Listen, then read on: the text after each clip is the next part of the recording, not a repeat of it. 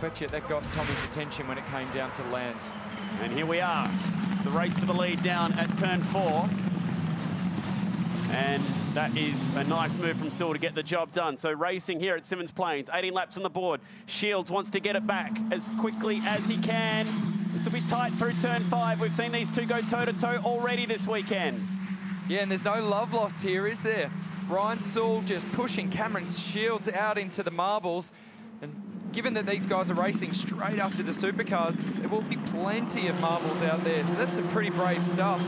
And Syll not giving up. Wow, that was brave. Hangs on to the race lead. Aaron Love slots into 3rd, ahead of Jaden Ojeda. A little wiggle from the back of Syll's car. He wants to win this, doesn't he? And he has done all weekend, but Cameron Shields has been the man that's set the pace throughout all the practice sessions and qualifying, and he's just shown that pace on his own. But we did see in the reverse top 5 race that Syll has a lot of racecraft from within inside that helmet, and at the moment he's using every little bit of that racecraft to keep Cameron Shields behind him. So this is how it transpired off the start. Shields had the pole, got a fairly good start. It was even down towards the first corner. Got the jump. Wow. But it was tight, and Shields had to turn a lot more than he wanted to, and that allowed Syll to do the over and under and run 2 wide through turn 3. And there was a bit going on in the background too. Unfortunately, Josh Smith caught up in this one. We have an onboard for him. Let's find out what happened. Go on board here. Pretty clean start. Oh, the second phase of the start was no good, and it just looked like struggled to get the car into 2nd gear. And then when he's turned in here, clearly a hit from behind. Jackson Wall did look like the front of Jackson Wall. Josh Smith saying, thanks, mate. Wasn't happy with that one. No, not at all. Ryan Syll looks like he's tuned that car up. He's got very, very good braking ability. Just seen him there make the most of the braking performance in that car. And I thought Cameron Shields had the job done a lap or 2 earlier, and then they ran up to turn 6, and it was Syll that was able to brake on the outside much later than Cameron Shields. Here he goes again. This is not a replay. This is the 2nd time of asking for Shields. Does look like it though, doesn't it? Great move. He takes the lead away. So BRM back to the front. 2 BRM drivers fighting with 2 AGI Sport drivers. On board with Aaron Love, P3 at the moment. He's got the best seat in the house to see how this battle up ahead is going to transpire. Has Syll got anything to be able to run with Shields? I guess we should also ask the question, has Ojeda got anything to be able to get a move done on Love? And yes, he does. Carbon copy of the Syll pass from the previous race earlier today. Fake to the right, and then did the Daniel Ricciardo chop across and make the move on the left-hand side of the road. But is it done? Doesn't look like it. Love has the overlap. He's on the outside through turn 5, which will net him the inside at turn 6. Soft tyre marbles on the outside there from the supercars would look big while driving along in these F4 cars. But Ojeda just going deep on the outside. And Ojeda hangs on to P3. Great move.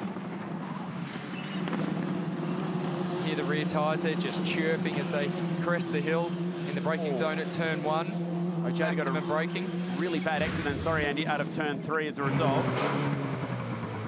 So here was this move where Ojeda faked to the right, went to the left, but Love was able to do the over and under. And you get a bit of a side draft when you've got a long straight like this. So we get to a point about here where you'll see Aaron Love's car just start to eventually use that side draft where Ojeda is braking the air, and the air is coming off the front of his car and almost sucking Love up further and further up the side of Ojeda, and that's where it happens there. But Ojeda says, nope, I'm going to go as late as I can. And they're back on here. This is a good battle, this. Back on.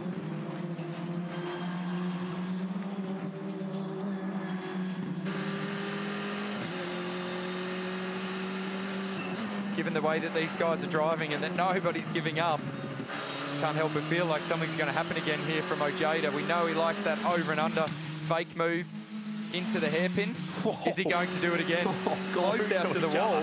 Good open wheel racing for P3. And he does exactly what Andy suggested. Quick dig to the right, and then moves the car to the left and gets it done. They've swapped that position a few times, although Love really good at the exit. Oh, I like what he tried to do there, though, Ojeda. I'll talk you through it. So for me, what I saw was Ojeda just stopped the car at the apex. He knew from the previous attempt that Love would look for the over and under, and he just boxed him in, wouldn't let him do it, but he was compromised on trying to get the throttle down and didn't get the run off the corner that he wanted. Ooh. Ojeda just scraping that left front Hankook tyre into turn 6. The oldest driver in the field, Jaden Ojeda, 18 years of age. I love that.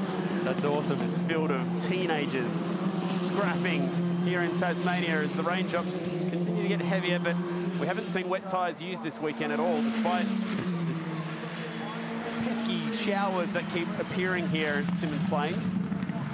This is really cool for me. At the moment, I'm loving working with young kids and just trying to, you know, pass on some experience, I guess. And what I'm seeing there from those two guys in Love and Ojeda is they're just going through this school of learning, school of racecraft. Yep.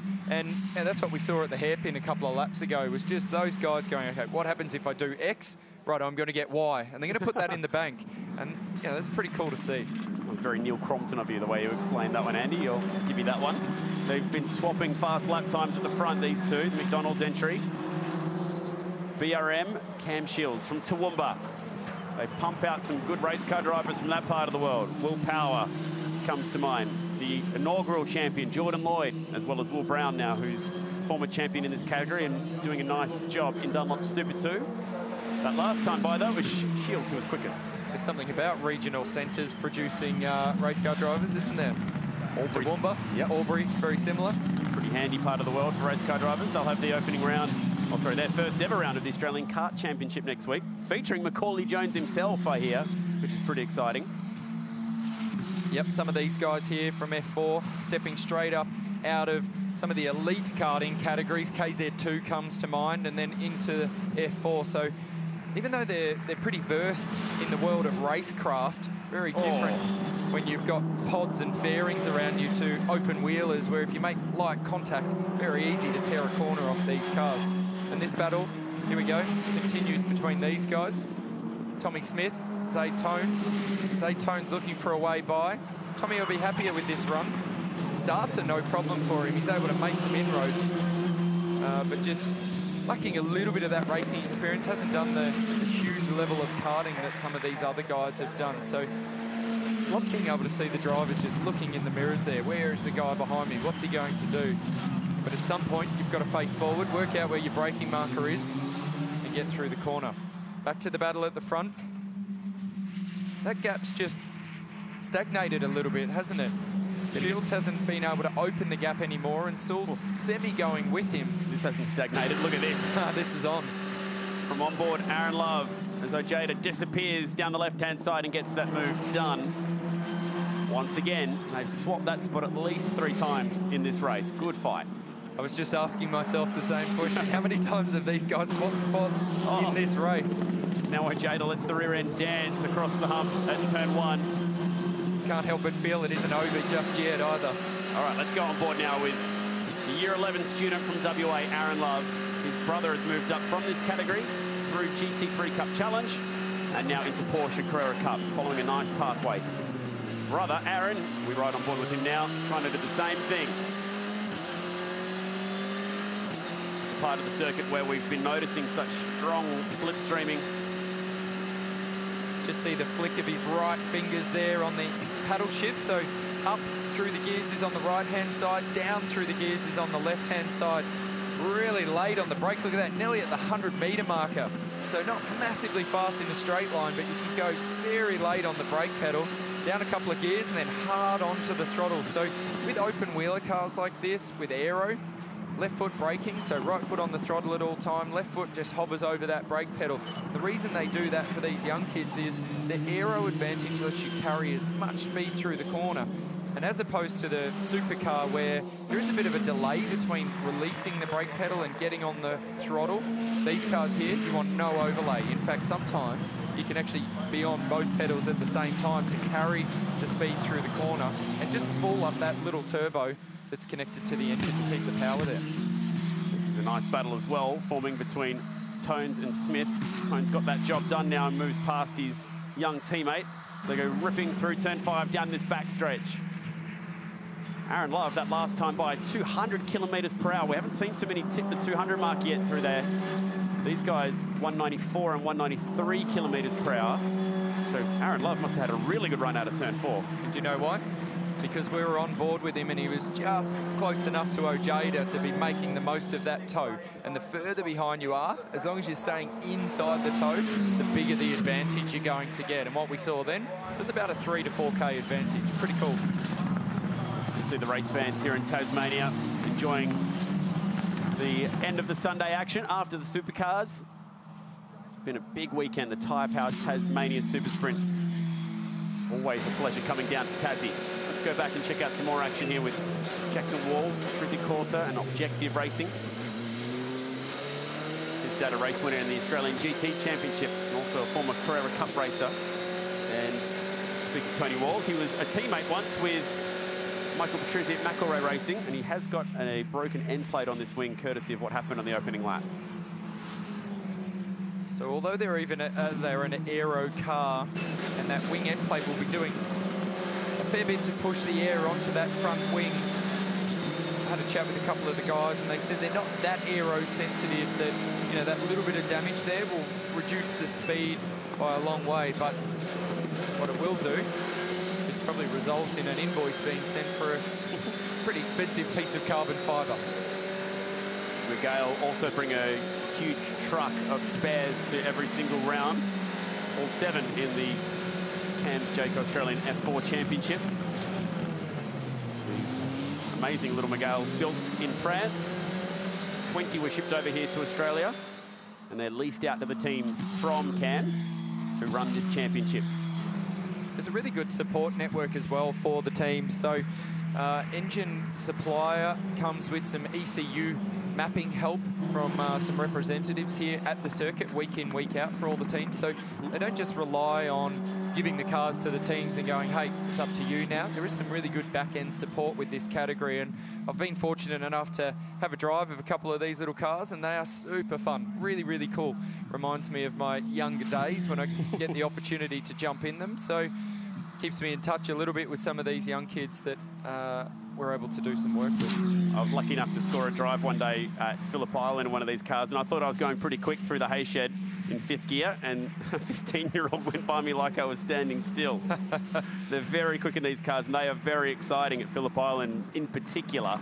They're flat from the bottom of MG all the way to turn 2. So the last couple of corners and turn 1 flat in one of these cars, courtesy of the aerodynamics and grippy Hankook tyres. The next round of that championship, Phillip Island. Not so much the case here, though. Tight little circuit, still a fair portion of the lap being spent at full throttle, but that hairpin gets everybody down to 1st gear, even in these F4 cars, and then a long time spent just climbing up through the gears. How good is this slow-mo shot? Front wing bouncing around.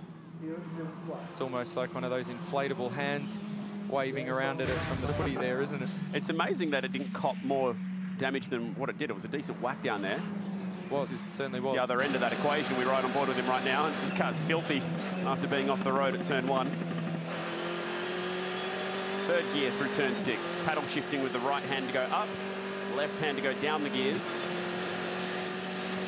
This is Josh Smith, 16 years of age, from Hurstbridge, Victoria. That's northeast of Melbourne. You can see that little telltale sign there on the left-hand side pod. We'll go back on board and have a look at this replay of his start. So the initial launch was pretty good, but you could just see there, if you pull back on the paddle on the right-hand side too quickly, the car won't actually upshift. And then he's copped a hit in the left-hand pod. And then we saw that shot from the outside with a telltale sign of where Jackson Walls made contact with the side of his car.